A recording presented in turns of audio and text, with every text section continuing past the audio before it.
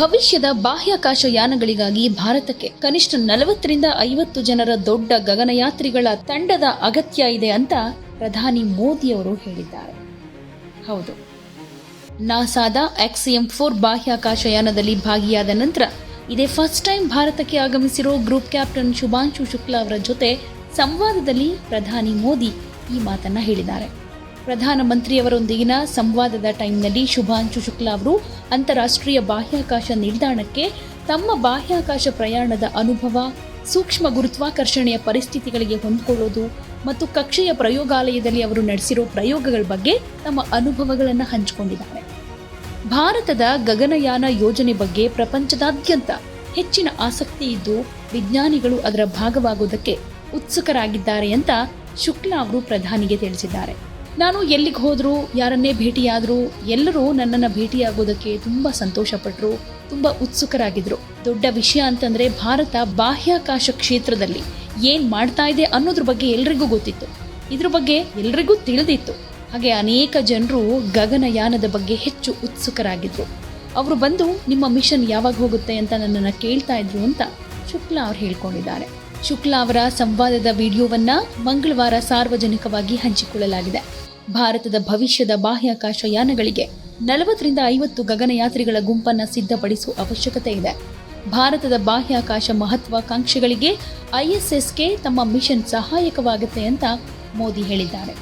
ಹಾಗೆ ನಿಮ್ಮ ಮಿಷನ್ ಮೊದಲ ಹೆಜ್ಜೆ ಅಂತ ನಾನು ಹೇಳಿದ್ದೆ ಅಂತ ಬಾಹ್ಯಾಕಾಶ ಕ್ಷೇತ್ರದಲ್ಲಿ ಭಾರತದ ಮಹತ್ವಾಕಾಂಕ್ಷೆಗಳನ್ನು ಉಲ್ಲೇಖ ಮಾಡ್ತಾ ಮೋದಿ ಹೇಳಿದರು. ಹಾಗೆ ಇಷ್ಟು ದೀರ್ಘ ಪ್ರಯಾಣದ ನಂತರ ಈಗ ಹಿಂತಿರುಗಿದ ಮೇಲೆ ನಿಮ್ಮಲ್ಲಿ ಏನೆಲ್ಲ ಚೇಂಜಸ್ ಆಗ್ತಾ ಇದೆ ಅಂತ ಕೂಡ ಮೋದಿಯವರು ಶುಕ್ಲಾ ಅವರನ್ನ ಕೇಳಿದ್ದಾರೆ. ಇದಕ್ಕೆ ಉತ್ತರ ಕೊಟ್ಟಿರೋ ಶುಕ್ಲಾ, ಅಲ್ಲಿನ ಪರಿಸರ ತುಂಬಾ ವಿಭಿನ್ನ. ನಾವು ಬಾಹ್ಯಾಕಾಶವನ್ನ ತಲುಪಿದ ಮೇಲೆ ನಾವು ನಮ್ಮ ಸೀಟ್ ಬೆಲ್ಟ್ಗಳನ್ನು ತೆಗೆದು ಕ್ಯಾಪ್ಸೂಲ್ ಒಳಗೆ ಚಲಿಸಬಹುದು. ಹೃದಯ ಬಡಿತ ನಿಧಾನವಾಗುತ್ತೆ. ದೇಹ 3ರಿಂದ 4 ದಿನಗಳಲ್ಲಿ ಹೊಂದ್ಕೊಳ್ಳೋದಕ್ಕೆ ಶುರುವಾಗುತ್ತೆ. ಆದರೆ ನಾವು ಭೂಮಿಗೆ ವಾಪಸ್ಸಾದಾಗ ದೇಹ ಮರುಹೊಂದಿಸೋದಕ್ಕೆ ಟೈಮ್ ತೆಗೆದುಕೊಳ್ಳುತ್ತೆ. ನಾನು ಆರೋಗ್ಯವಾಗಿದ್ರೂ ನನಗೆ ಸರಿಯಾಗಿ ನಡೆಯೋದಕ್ಕೆ ಸಾಧ್ಯ ಆಗಲಿಲ್ಲ. ನಡೆಯೋದಕ್ಕೆ ಜನರ ಸಹಾಯವನ್ನ ಪಡೆದುಕೊಳ್ಬೇಕಾಯಿತು ಅಂತ ಶುಕ್ಲಾ ಹೇಳಿದರು. ಇನ್ನು ಹೆಸರು ಕಾಳು, ಮೆಂತ್ಯ ಬಳಕೆ ಬಗ್ಗೆ ಮೋದಿಯವರು ಗ್ರೂಪ್ ಕ್ಯಾಪ್ಟನ್ ಶುಭಾಂಶು ಶುಕ್ಲಾ ಅವರನ್ನ ಕೇಳಿದರು. ಬಾಹ್ಯಾಕಾಶ ಯಾತ್ರೆಗಳಲ್ಲಿ ಆಹಾರ ದೊಡ್ಡ ಸವಾಲು, ಯಾಕಂದರೆ ಸ್ಥಳಾವಕಾಶ ಕಮ್ಮಿ, ಹೀಗಾಗಿ ಸರಕು ದುಬಾರಿಯಾಗಿರುತ್ತೆ. ಹೆಸರು ಕಾಳು ಮತ್ತು ಮೆಂತ್ಯ ಕಮ್ಮಿ ನೀರಿನಿಂದ ಬೆಳೆಯೋದು ಸುಲಭ, ಕೇವಲ 8 ದಿನಗಳಲ್ಲಿ ಮೊಳಕೆಯೊಡೆಯುತ್ತೆ ಅಂತ ಹೇಳಿದ್ರು. ಹಾಗೆ ನಿಮ್ಮನ್ನ ಟ್ಯಾಗ್ ಜೀನಿಯಸ್ ಅಂತ ಕರಿತಾ ಇದ್ರು, ಅದರ ಹಿಂದಿನ ಕಾರಣ ಏನು ಅಂತಾನು ಮೋದಿ ಕೇಳಿದ್ರು. ಇದಕ್ಕೆ ಶುಕ್ಲಾ, ನಾನು ವಾಯುಪಡೆಗೆ ಸೇರಿದಾಗ ಅಧ್ಯಯನ ಮಾಡಬೇಕಾಗಿಲ್ಲ ಅಂತ ಅಂದ್ಕೊಂಡಿದ್ದೆ, ಆದರೆ ನಂತರ ನಾನು ಬಹಳಷ್ಟು ಅಧ್ಯಯನ ಮಾಡಬೇಕಾಗುತ್ತೆ ಅಂತ ಗೊತ್ತಾಯಿತು. ಪರೀಕ್ಷಾ ಪೈಲಟ್ ಆದಮೇಲೆ ಇಂಜಿನಿಯರಿಂಗ್ ವಿಭಾಗ ಆಗಿರುತ್ತೆ ಅದು, ಹೀಗಾಗಿ ನಾವು ಈ ಕಾರ್ಯಾಚರಣೆಗೆ ತಲುಪಿದಾಗ ಚೆನ್ನಾಗಿ ರೆಡಿ ಆಗಿರ್ತೀವಿ ಅಂತ ಭಾವಿಸ್ತೀನಿ. ಮಿಷನ್ ಯಶಸ್ವಿಯಾಗಿದೆ, ನಾವು ವಾಪಸ್ ಬಂದಿದ್ದೀವಿ. ಆದರೆ ಈ ಮಿಷನ್ನ ಅಂತ್ಯ ಇದಲ್ಲ, ಇದು ಆರಂಭ ಅಂತಾನೂ ಹೇಳಿದ್ರು. ಶುಕ್ಲಾ ಅವರು ಚಿಕ್ಕವರಿದ್ದಾಗ ಯಾವುದೇ ಕಾರ್ಯಕ್ರಮಗಳು ಇಲ್ಲದ ಕಾರಣ ಗಗನಯಾತ್ರಿ ಆಗೋದು ಅಸಾಧ್ಯವಾಗಿತ್ತು ಅಂತ ಹಂಚಿಕೊಂಡ್ರು. ಆದರೆ ಈಗ ಮಕ್ಕಳು ಗಗನಯಾತ್ರಿಗಳಾಗೋದು ಹೇಗೆ ಅಂತ ಕೇಳ್ತಿದ್ದಾರೆ. ಇದು ಕನಸು ಜೀವಂತವಾಗಿದೆ ಅಂತ ಅನ್ಸುತ್ತೆ ಅಂತಾನೂ ಹೇಳಿದ್ದಾರೆ. काफी कुछ चेंज फील होता होगा, जस्ट मैं समझना चाहता हूँ वो किस प्रकार से अनुभव करते हैं आप लोग. सर, जब ऊपर भी जाते हैं तो वहाँ का जो वातावरण है, एनवायरनमेंट है, वो अलग है, ग्रेविटी नहीं है. आप जाते हैं उसमें तो सीटिंग अरेंजमेंट वैसा ही रहता है, वैसे ही रहता है सर, और पूरे 23-24 घंटे उसमें निकालना पड़ता है.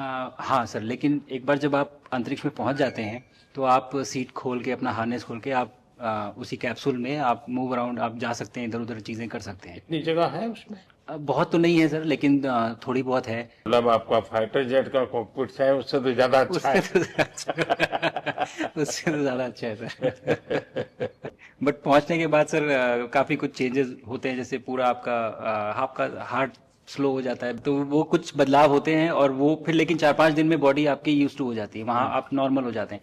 और फिर जब वापस आते हैं तो फिर वही दोबारा से वही सारे चेंजेस आप मतलब आप चल नहीं सकते वापस आते हैं. तो चाहे आप कितने भी स्वस्थ हो, मुझे बुरा नहीं लग रहा था, मैं ठीक था, लेकिन फिर भी जब पहला कदम रखा तो मैं मतलब गिर रहा था, तो लोगों ने पकड़ रखा था मुझे. फिर दूसरा तीसरा, हालांकि मालूम है कि चलना है, लेकिन वो ब्रेन जो है वो उसको टाइम लगता है सर वापस समझने में कि अच्छा अब ये नया एनवायरनमेंट है, नया वातावरण है. यानी सिर्फ बॉडी का ट्रेनिंग नहीं है, माइंड का ट्रेनिंग ज्यादा है.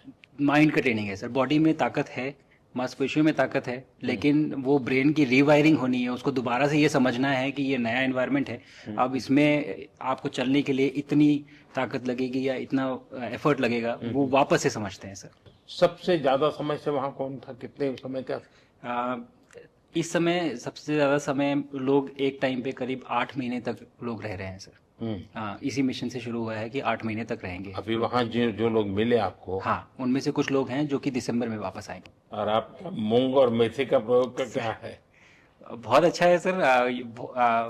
मैं इस बात से बहुत सरप्राइज था कि लोगों को इसके बारे में पता नहीं था, इन चीज़ों के बारे में। फूड बहुत बड़ा चैलेंज है सर एक स्पेस स्टेशन पे। जगह कम है, कार्गो महंगा है, आप कम से कम जगह में ज़्यादा से ज़्यादा कैलोरी और न्यूट्रिशन आपको पैक करने की हमेशा कोशिश रहती है, और हर तरह से प्रयोग चल रहे हैं सर। और इनको उगाना बहुत सिंपल है, बहुत ज़्यादा रिसोर्स नहीं चाहिए स्पेस स्टेशन में। छोटा सा एक आप डिश में थोड़ा सा पानी डाल के उनको छोड़ दीजिए, और वो बहुत अच्छे से 8 दिन बाद वो स्प्राउट होना शुरू हो गए थे सर, स्टेशन में ही मुझे देखने को मिले। तो हमारी जो ये टिपिकल जो हमारे कंट्री के जो ये जो सीक्रेट्स हैं, मैं बोलूँगा सर, जैसे ही हमें ये मौका मिला कि हम माइक्रोग्रेविटी रिसर्च में पहुंच पाए, ये वहाँ पहुंच गई। और क्या पता कि ये हमारी फूड सिक्योरिटी प्रॉब्लम को सॉल्व करें, जो कि एस्ट्रोनॉट्स के लिए तो एक तरह से है ही सर स्टेशन में, लेकिन अगर वहाँ सॉल्व होती हैं तो ये पृथ्वी पे भी लोगों के लिए फूड सिक्योरिटी की प्रॉब्लम सॉल्व करने में हमारी मदद कर सकती है। पहला एक बार एक कोई भारतीय आया, जी सर। तो भारतीय को देख करके उनके मन में क्या रहता है, क्या पूछते हैं, क्या बात करते हैं, ये बाकी जो दुनिया के देश के लोग होते हैं? जी सर, मेरा पर्सनल अनुभव जो रहा है सर पिछले 1 साल में, मैं तो जहाँ भी गया, जिससे भी मिला, सभी लोग बहुत खुश हुए मुझसे मिलके, बहुत एक्साइटेड थे बात करने में, आके मुझसे पूछने में कि मतलब आप लोग क्या कर रहे हैं, कैसे कर रहे हैं। और सबसे बड़ी बात ये थी कि सबको इसके बारे में मालूम था कि भारत स्पेस के क्षेत्र में क्या कर रहा है, सबको इस बारे में जानकारी थी। और सब मुझसे ज़्यादा तो कई लोग थे जो गगनयान के बारे में इतना एक्साइटेड थे, जो आके मुझसे पूछ रहे थे कि आपका मिशन कब जा रहा है। एंड मेरे ही क्रूमेट जो मेरे साथ थे, मुझसे साइन करवा के लिख के लेके गए हैं कि जब भी आपका गगनयान जाएगा आप हमें इनवाइट करेंगे और लॉन्च के लिए, और उसके बाद जल्दी से जल्दी हमें आपके व्हीकल में बैठ के जाना है। तो मुझे लगता है सर कि बहुत ज़्यादा उत्साह है। ये सारी आपको टेक जीनियस के रूप में बुलाती थी, क्या कारण? नहीं सर, वो लोग मुझे लगता है बहुत काइंड है जो इस तरह से बोलते हैं, बट मेरी जो ट्रेनिंग रही है सर, जो एयरफोर्स में ट्रेनिंग रही है, और उसके बाद हम लोग ने टेस्ट पायलट की ट्रेनिंग की सर।